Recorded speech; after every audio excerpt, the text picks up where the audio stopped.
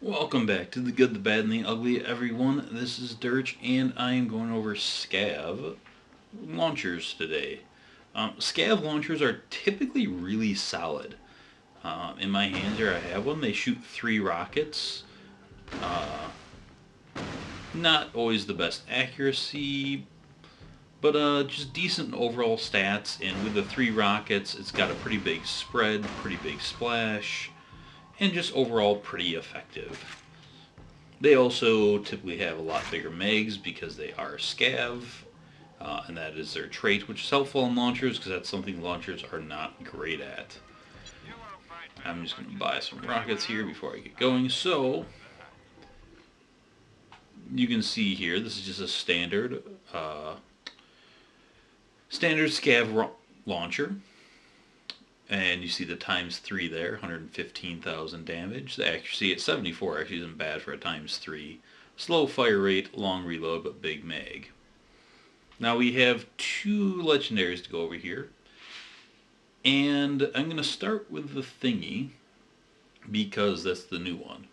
So comparing the thingy to the regular launcher, you lose a little bit of damage per pellet, and you only have 1. You also lose a big chunk of accuracy, and the rest of the stats stay the same.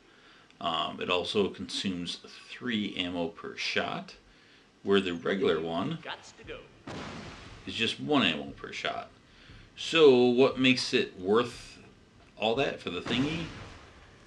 When you shoot it, you have these homing grenades that go out and hit somebody. So let's do that again. So the damage here is 112, but there is a minus multiplier on flesh, so 6-7, 6-7. So they all do that damage, but so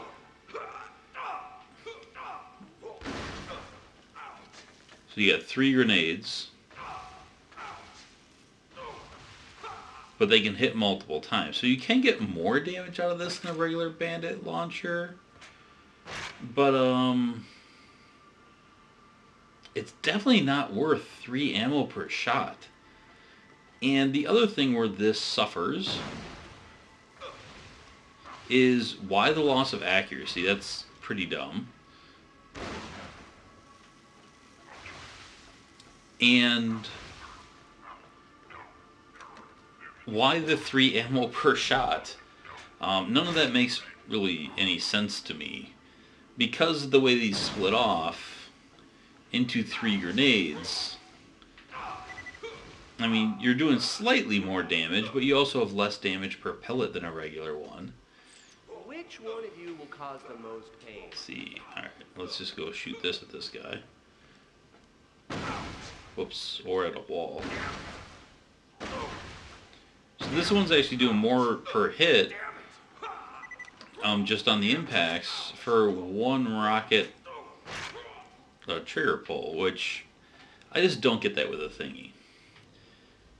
The balance of that, especially the 3 if it costs 1 ammo per shot, I get it. It's cool. It's a little bit different. It does a little bit more, but with 3 ammo per shot, it's just terrible. And it's corrosive locked, and as we know in the pre-sequel, outside of the Claptrap DLC, there are very few corrosive enemies. So if it's taking 3 ammo per shot, it better be doing at least 3 times the damage, and it's not. So yeah, this is an utter failure of a legendary, sadly. I mean, I guess it's forgiving that if you miss an enemy you still do damage. That also helps, but again, not worth the cost of the ammo. So yeah, this thing is pretty sad. And it was one of the easiest farms in the game, because for a long time it was Iwajiro's only drop, and he had a glitch drop where he dropped it way too often, and this pretty much became vendor fodder, or not, grinder fodder, and you would just use this to grind out the legendaries you wanted. That was really its purpose in the game, because as a launcher, it's a pretty big fail, and that's too bad, because bandit launchers have a lot of potential. So next we have the Bada Boom.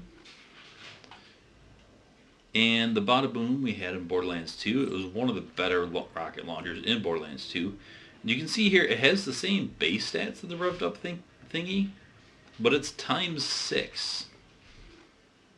So this one kind of makes sense. So you have slightly less damage per pellet, but you have twice the pellets, and you have less accuracy because you have more pellets. Or rockets, I guess, in this case. I only hit them with one, but if you can hit with most of these, you do a hell of a lot more damage. So yeah, what's not to love? It's awesome, and that's really all there is to it. It's an incredibly efficient rocket launcher too, because of the amount of damage it puts out. I was wearing an absorb shield. I was wondering if I was going to get lucky. The amount of damage it puts out per rocket, and rockets have a very small ammo pool, by far the smallest in the game. So having some efficiency with a rocket launcher is really great, and the Bada Boom does that. It's just highly effective. It's really great. And but like I said, we have 2 Red Tex rocket launchers here. One of them's really good, and we had it in Borderlands 2, and one of them's an utter sack of shit, and it's the new one. It's a little bit Hive-ish the way it works, which is kind of cool, but it's no Hive. So yeah, that's I was just saying Bandit, wasn't I? Alright, you guys owe me a shot for every time I said Bandit, unless you are not old enough to drink.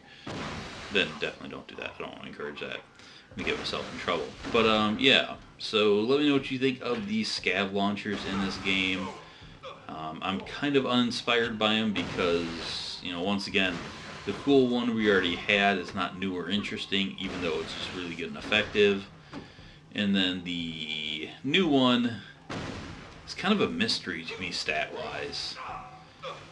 You know, this thing should have had more damage per pellet, and it should have been 1 ammo per shot.